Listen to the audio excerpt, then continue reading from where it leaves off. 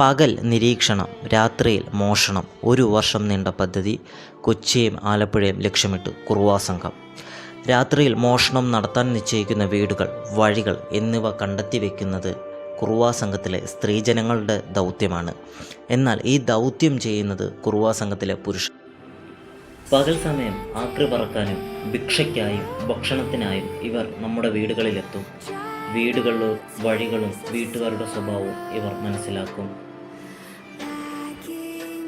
പകൽ സമയങ്ങളിൽ വീടും പരിസരവും വീക്ഷിച്ചതിന് ശേഷം രാത്രിയിൽ മോഷണത്തിനായി നിശ്ചയിക്കുന്നു.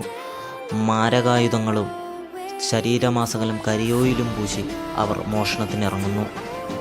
മോഷണം ഇവർക്ക് ദൈവം തന്ന കലയാണെന്നും അതിൽ ഒരു തെറ്റില്ല എന്നും വിശ്വസിക്കുന്ന സംഘമാണ് കുറുവാ സംഘം.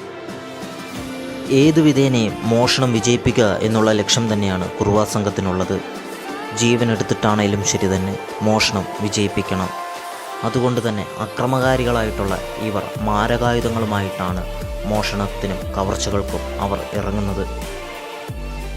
എന്നാൽ ഇപ്പോൾ തിരുട്ട് ഗ്രാമത്തിലെ, തമിഴ്നാട് ജില്ലയിലെ തിരുട്ട് ഗ്രാമത്തിലെ കുറച്ച് ജനങ്ങളും കുറുവാ സംഘത്തിൽ ചേരുന്നതായി പ്രാഥമിക നിഗമനങ്ങൾ വ്യക്തമാക്കുന്നുണ്ട്. കുറുവാ സംഘം കേരളത്തിൽ പിടിമുറുക്കിയതിന് ഏറ്റവും വലിയ തെളിവാണ് കഴിഞ്ഞ ദിവസം കുണ്ടന്നൂരിൽ നിന്ന് അറസ്റ്റിലായ കുറുവാ സംഘങ്ങളെന്ന് സംശയിക്കുന്ന 2 പേരെ പോലീസ് കസ്റ്റഡിയിലെടുത്തിരുന്നത്. തമിഴ്നാട് സ്വദേശി മണികണ്ഠനും സന്തോഷ് സെൽവനും.